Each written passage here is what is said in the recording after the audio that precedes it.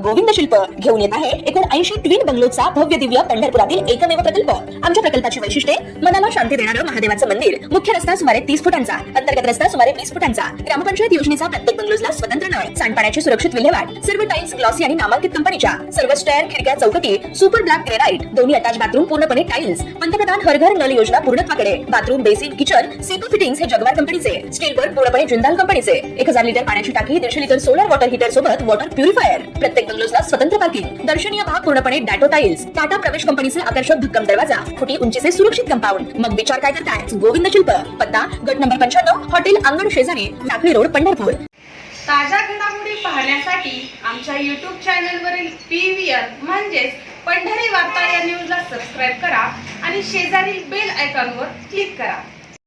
पश्चिम बंगाल आणि आसाम, पॉंडिचेरी या 3 राज्यात भाजपनं मोठा विजय संपादन केला असून आसाममध्ये भाजपचे विजयाची हॅट्रिक केली आहे, तर पश्चिम बंगालमध्ये तिथल्या जनतेनं जय श्रीरामचा नारा आणखी बुलंद केला असून ममता बॅनर्जी यांच्या नेतृत्वाखालील सत्ता उलथवून लावत भाजपच्या हाती मोठ्या फरकानं सत्तेची सूत्रे सोपवली आहेत। भाजपच्या या विजयानंतर देशभरात भाजप समर्थकांकडून जल्लोष केला जात असून आज पंढरपुरातही भाजपचे विविध पदाधिकारी समर्थक यांनी छत्रपती शिवाजी महाराज यांच्या पुतळ्यास अभिवादन करीत फटाके फोडत पेढे वाटून जोरदार जल्लोष केलाय। यावेळी बोलताना युवक नेते प्रणव परिचारक यांनी पश्चिम बंगालच्या जनतेने पंतप्रधान नरेंद्र मोदी, गृहमंत्री अमित शाह यांच्या नेतृत्वावर विश्वास ठेवत कौल दिला असल्याबाबत आभार मानत अभिनंदन केलंय।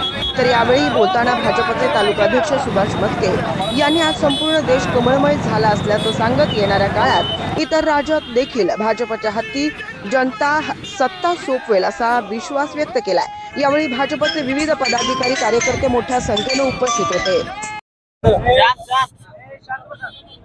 भारतीय जनता पार्टीच्या दृष्टीनं अत्यंत महत्वाच्या अशा पश्चिम बंगाल राज्याच्या निवडणुकीमध्ये खऱ्या अर्थाने पश्चिम बंगालच्या जनतेनं या ठिकाणी भारतीय जनता पक्षावर, केंद्रीय आमचे नेते प्रधानमंत्री मोदीजींच्या वर विश्वास ठेवून, अमित भाईंच्या वरती विश्वास ठेवून भारतीय जनता पक्षाच्या बाजूने या ठिकाणी कौल दिलेला आहे। मी ही निवडणूक भारतीय जनता पक्षाच्या दृष्टीने महत्वाची आहे, याचं कारण असं आहे की ज्या पश्चिम बंगाल राज्यामधून भारतीय जनता पार्टीचे प्रणेते डॉक्टर श्यामाप्रसाद मुखर्जींचं जन्मगाव म्हणून किंवा जन्मभाग म्हणून या ठिकाणी ज्या व्यक्तीनं हा देश एकसंघ राहावा, हे राज्य, हा देश हिंदूंचं व्हावं, हे स्वप्न ज्या श्यामाप्रसाद मुखर्जींनी बघितलं होतं, ते स्वप्न आज पश्चिम बंगालच्या जनतेच्या रूपाने या ठिकाणी भारतीय जनता पक्षावर विश्वास ठेवून या ठिकाणी भारतीय जनता पक्षाचं राज्य आजपासून पश्चिम बंगालमध्ये येतंय। त्यामुळेच एक तुष्टीकरणाच्या, विद्रुपीकरणाच्या राजनीतीला पश्चिम बंगालच्या लोकांनी या ठिकाणी कौल दिलेला आहे। बहुचर्चित अशा पश्चिम बंगालच्या निवडणुकीमध्ये लोकांनी मोदीजींवरती, भारतीय जनता पक्षावरती असलेला विश्वास या ठिकाणी व्यक्त केलाय। आपण पाठीमागच्या कालावधीमध्ये बघितलं असेल की 10 रुपयाची चिरमुरे प्रधानमंत्र्यांनी दुकानात जाऊन खरेदी केले। त्या 10 रुपयाच्या चिरमुऱ्याची किंमत काय असती ही पश्चिम बंगालच्या मतदारांनी या ठिकाणी दाखवून दिलेला आहे। आणि खऱ्या अर्थाने काश्मीर पासून कन्याकुमारी पर्यंत भारतीय जनता पक्षाच्या विचारांचा राज्य असावं, हा जो संकल्प तमाम भारतीय जनता पक्षाच्या कार्यकर्त्यांनी केलेला होता, त्यातला सगळ्यात महत्वाचा टप्पा म्हणून पश्चिम बंगालच्या निवडणुकीकडे बघितलं गेलं। आणि मला खात्री आहे मोदीजींच्या नेतृत्वामध्ये भारतीय जनता पक्षाच्या माध्यमातून खऱ्या अर्थाने लोकशाहीचं राज्य म्हणून पश्चिम बंगाल या ठिकाणी पुढे येईल, तिथल्या विकासाच्या योजना चांगल्या पद्धतीने मार्गी लागतील, अशा पद्धतीचा मला या ठिकाणी विश्वास द्यायचा आहे। आणि या यशाबद्दल आज पंढरपूर शहर व ग्रामीण भागातील भारतीय जनता पक्षाच्या कार्यकर्त्यांच्या वतीनं मोठ्या प्रमाणात या ठिकाणी जल्लोष साजरा केलाय की जी रग रग में भाजप असं जे स्वप्न श्यामाप्रसाद मुखर्जींनी बघितलं होतं ते आज पूर्ण होत असताना निश्चितच आम्हा सर्व कार्यकर्त्यांमध्ये एक आनंदाचं वातावरण आहे। मी या निमित्ताने पश्चिम बंगालच्या सर्व मतदार राजा बंधू भगिनींचं मनापासून या ठिकाणी अभिनंदन करतो। जय भाजप.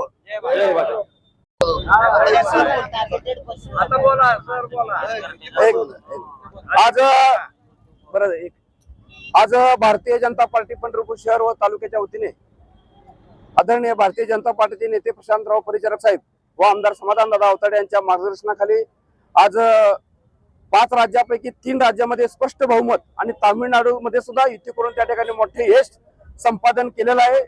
भारतीय जनता पार्टीचे विश्वगुरु आदरणीय नरेंद्र भाई मोदी साहेब यांच्या नेतृत्वाखाली ह्या सर्व निवडणुका या ठिकाणी मोठ्या ताकदीने लढल्या आणि प्रचंड असा विजय या ठिकाणी या तिन्ही राज्यामध्ये आल्यामुळे या ठिकाणी आज भारतीय जनता पार्टीच्या वतीनं पेढे वाटून या ठिकाणी आनंद साजरा या पंढरपूर शहराच्या छत्रपती शिवाजी महाराज चौकामध्ये आज करतो आहे.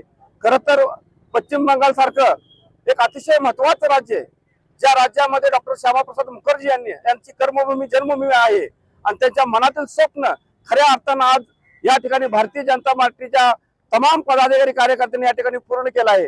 आज देशामध्ये बघितलं असताना संपूर्ण देश हा कमळमय झालेला आहे.